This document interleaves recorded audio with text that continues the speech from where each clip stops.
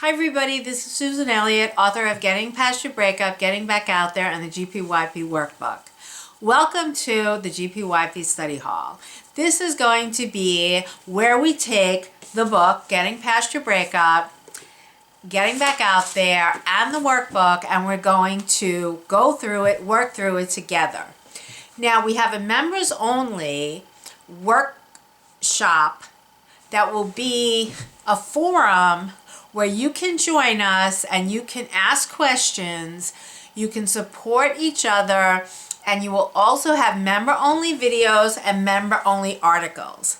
And I will be there every day to answer your questions, to go through the things you don't understand, and we can even post parts of our inventories and things like that. You can post your affirmations. You'll be getting very specialized attention in the forums, and I will put the link down below as soon as it's ready. It is going to be ready the first part of January 2016. So if you want to join us there, please send me an email. It's sj_Elliott, 2 L's, 2 T's, 1 E, 1 I, 1 O, at Verizon.net. That's sj_Elliott, ELLIOTT, remember the second T, at Verizon.net. Anyway, I want to talk to you about the roadmap to healing. When we come off of a breakup, many times we're very emotional, we're very upset, and even if we were the ones who did the breaking up, we still have feelings about it. If you come off a breakup and you've had it up to here for a few months and you finally walk away, perhaps you did your grieving while you were in the relationship, but you still have residual things that you have to work out that you weren't able to work out when you were in the relationship. So now we're going to go along the path and we're going to look at the loss of the relationship. What complicates your loss? The most common reason that you are feeling your loss a lot greater than you thought you would is that you've had other losses in the past that you haven't dealt with. Therefore, you might have a mountain of unresolved grief. And every time you lose a relationship, you break up a relationship, or someone breaks up with you, the unresolved losses come in. All the grief, all the abandonment, all the rejection, anything that's ever happened to you. It could be as simple as a grandparent dying when you were little and didn't know what was going on, to losing something, to moving. A lot of times we don't grieve losses when something good happens.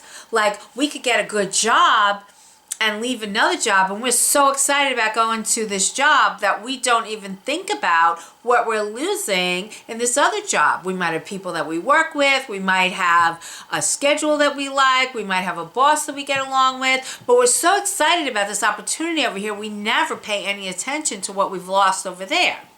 So even those little things can be unresolved losses. One of the goals in this program is for you to confront all of the unresolved losses that you've ever had. And you're going, whoa, I've just had this big breakup. I don't want to do all these losses. And I don't blame you, because I was exactly there. And if you've read the book, you know that I literally fell on the ground when all my unresolved losses hit me, because it was an awful lot. So I understand what you're saying. But we're going to be able to give you the roadmap where you're able to actually look at this loss, connect it to all the other losses, grieve them all, and move on in a clean, healthy fashion. And once you move on in a clean, healthy fashion, you'll be able to be in a much better relationship because you're not running, trying to outrun your feelings all the time. Now, the feelings of grief are very, very strong. They're intense. As I've said in other videos, as I say in the book, as I say in the workbook, grief is not an illness, just like a cold is not an illness. And you say, what are you talking about? When I have a cold, I'm sick. Your cold is your body expelling the virus. I've said this in other videos. I've said it in the book, in the workbook, and I'll say it again, just so that you understand exactly what we're talking about. The virus comes into your body and your body goes, oh no, this is not happening. Your immune system goes hard at that virus. The sniffing, the sneezing, the runny nose, the coughing, it's all your body saying, get out, get out, get out. You feel horrible.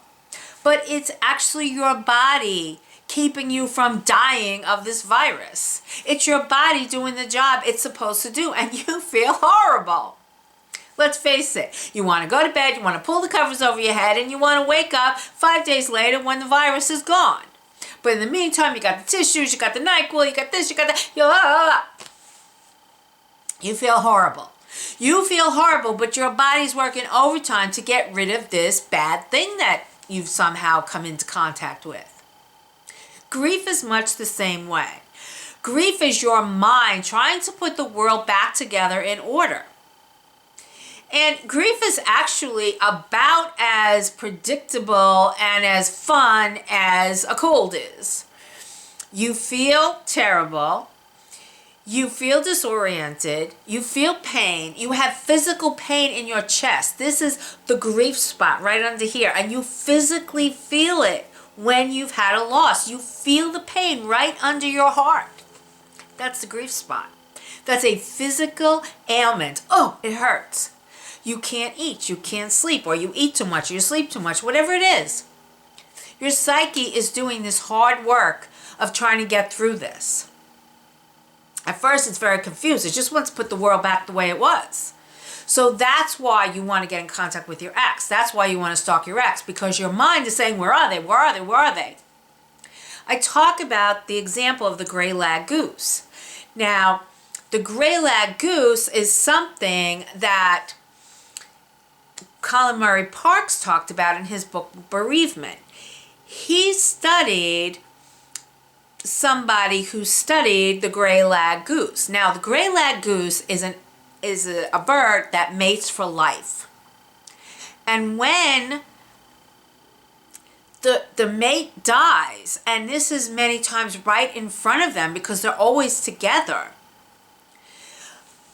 the surviving goose goes around frantically trying to find their mate because they do not identify with this bird that's laying on the ground or, whatever has happened to them as their mate. Their mate is alive and wonderful and beautiful and, their companion. They go crazy. And they fly great distances, often to their own peril.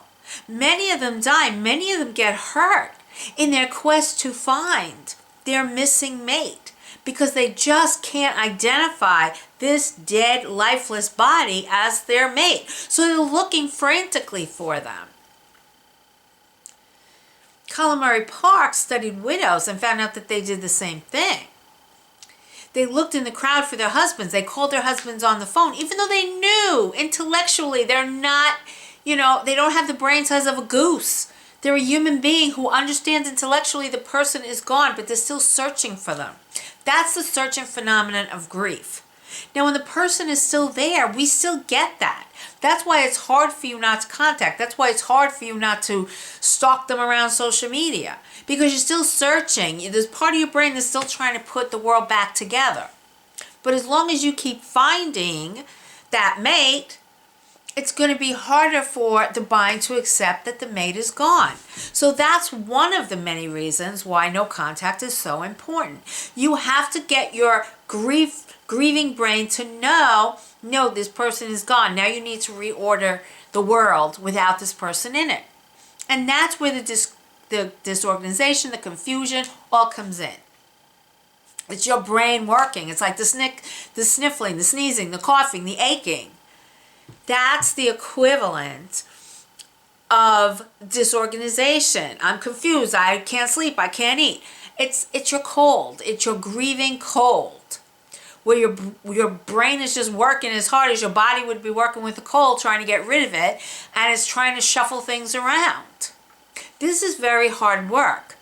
So the first thing you need to do is you need to understand that grief is work. It's called grief work for a reason. But John Bradshaw said grief is the healing feeling, and it is, because you have to go through it. And so many people, because it's so intense and it's so overwhelming, so many people just don't do it. They just cut it off. They find someone new. They go somewhere else. They suppress it. They repress it until they can't anymore. Most people come to this kind of work, and people, they're just like full up to here. They can't do it anymore. And thank God you're one of them. Thank God you're one of them. Because to try to walk around with all that unresolved grief and to keep trying to engage in behaviors that's going to keep your mind off your unresolved losses, that's just a horrible way to live. So thankfully you're finally in a place that doesn't feel so good, but in the end it's going to really benefit you by dealing with your unresolved loss. The only way to deal with the unresolved loss is to be good to you and balance it out. So the first thing that I want you to start thinking about is, A, you're going to dedicate yourself to completing the grief process and not running from it. And B, you're going to understand that you have to be good to yourself in the process. I want you to start thinking of what you can do for yourself, and we'll talk about this in the study hall. We'll give each other suggestions. I'll share with you what I do. What you can do each and every day, then each and every week, then each and every month, then, once a year, to really celebrate you and take care of you, because you need your loving care right now. That's what you need. Forget about giving it to anybody else. Forget about chasing your ex and trying to give it to that person. You need your loving care right now. So what I want you to do right now is I want you to think about it. And we will go in another video. We'll talk about all the different suggestions. Please write them in comments, send them to me in email, whatever you want. And we will talk about the suggestions that people come up with. But for now, I want you to understand that this process must be a balance. Nature abhors a vacuum. You take something out, you got to put something in. You take out the relationship, you bring in the grief work. The grief work is so overwhelming, so overpowering. You're so sick. You're in bed with the flu and 104-degree fever. Think of it like that. You need something to take care of you. If you have the flu and 104-degree fever, you're not running outside to go skiing. You're going to take care of yourself. And that's what you need to do when you're grieving. You need to take care of yourself. And most people go, I don't know. I don't know how to do this. I want you to start thinking about it. I have a lot of suggestions. I've actually started my own business because of products that I started for myself in doing my me time, and then I started selling them to my clients, and now I'm selling them to other people. But it's like you need to think about what it is that you like to do, how you like to do it, and what you want to do about it. And the third thing I want you to think about is, what are your goals? What are your goals? Forget about, I don't have any money, I don't have this. I want to know what your goals are. Do you want to travel to Europe? Do you want to travel to Australia? Do you want to, if you're in Europe, do you want to travel to the United States? What do you want to do? Where do you want to go?